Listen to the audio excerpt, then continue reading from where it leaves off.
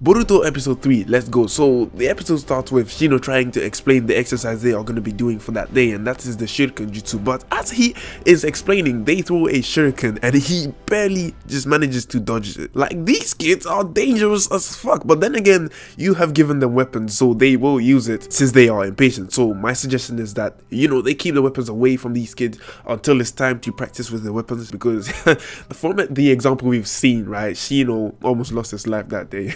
And before you think things cannot get worse, we have Boruto coming through with the, Fuma Shuriken or windmill Shuriken, which apparently was banned in the school. But then again, that's what you get for not keeping an eye on these kids. Boruto said that he found the Shuriken in his locker. So apparently, according to Boruto, you can find people's belongings in your own lockers. This nigga is a thief. And speaking of Boruto, people in the comments are still saying that he gets some of the Nine-Tailed chakra since Naruto was his dad. But I will be explaining that again. I'll make like a separate video answering people's questions in the comment section down below, because people don't read comments, so I'm gonna make a video in which they can watch. It's better for our generation, right? Because yeah, people don't read. Anyway, the highlight of the episode is Metal Lee, or Metaru Ri as they call it in Japan, because they can't pronounce an L, which goes to Boruto at the end of the episode, since he tried to finesse Metal Lee into forgetting his little snitch agenda that he had in mind. So Metal Lee is really good in his training, because his father is Rock Lee, who is constantly training, so he practices the shuriken jutsu all by himself, and he is good at it. We don't really know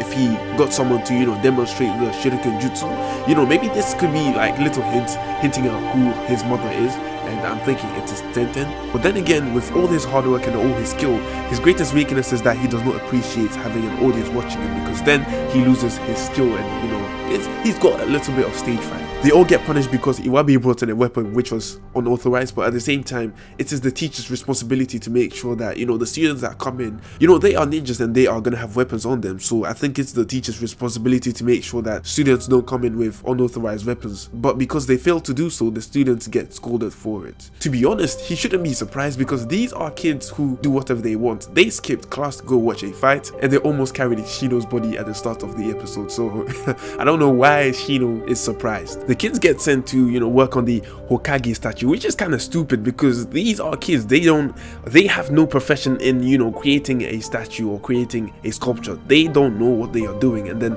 it all goes to shit when Metal Lee overdoes his side of the work because he's nervous, right? And then like half of Naruto's face just breaks off. So it's like, what is the point? You sent kids to fix something which they were not good at doing, and then you made the problem worse on the people who are actually in charge of fixing the monument. The day ends, they are walking away, and Metal Lee is at the back because he's not confident and he's upset about what happened a few moments before, right? And then Shikadai goes on to tell him the realest thing. Shikadai says it doesn't matter how many times you train, as long as you are nervous, you will perform badly in battle and pretty much your abilities will be useless. That is actually something real to say, and even though it's harsh, I think honestly that it is a really good advice to give, to make people wake up sometimes, because you shouldn't sugarcoat every single thing.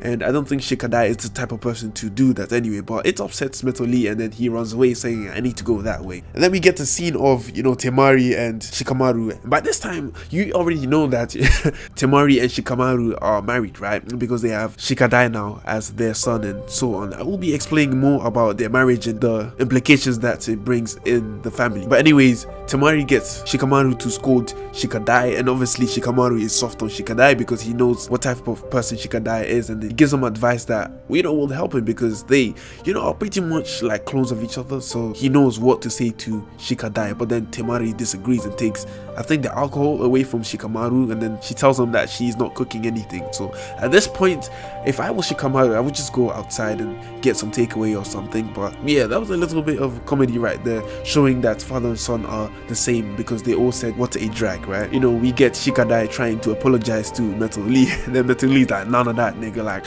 we are boxing, so he starts to attack Shikadai, and then obviously Boruto sees the dark chakra worm who infected Denki, and then he asks everyone if they can actually see the chakra, and then Inojin says, no, I can't see it. So Boruto takes note of that, the fact that he can see chakra, right? At the end of the episode, he asks Hinata about the Byakugan, and then maybe I think he knows about this jutsu. He knows that something is definitely happening to him. But the thing is, he does not tell Hinata, and the question is why, because Hinata could probably help Boruto activate his Hybrid Byakugan. And also, whatever is possessing Metal Lee, all it does is it enhances your personality. It doesn't really amplify your techniques or give you like a power boost, it just gives you a more carefree personality, or at least a ruthless personality. Anyways, and I think it forced Metal Lee into using some of the gates. I don't know if Metal Lee can use the gates, but from what we were looking at, I think he was trying to open the gates, and maybe the strain on his body was too much, and that just caused the dark chakra worm to, you know, disappear.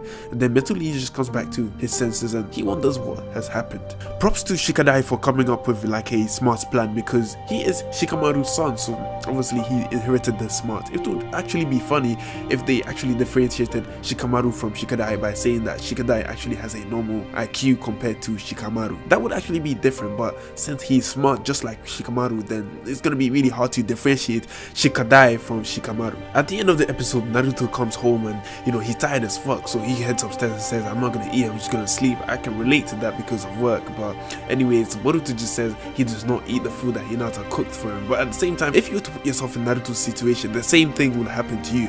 But at the same time, it's like Naruto uses the shadow clone jutsu, right? So why doesn't he use the shadow clone jutsu to make sure that he can do multiple things at once inside the Kage office? I mean, it would be kind of handy if you had shadow clones to fill in like four different types of paperwork, and you know, maybe you can deal with something else. But Naruto does not do that because of, I think, plot conveniences anyways. Or I think he said one time that he would not dare use the shadow clone jutsu inside his office. So I don't know, maybe it has something to do with that, or maybe it just has to do with the fact that he's saying that he will not let a clone take over the job as a Kage whilst he is doing something else.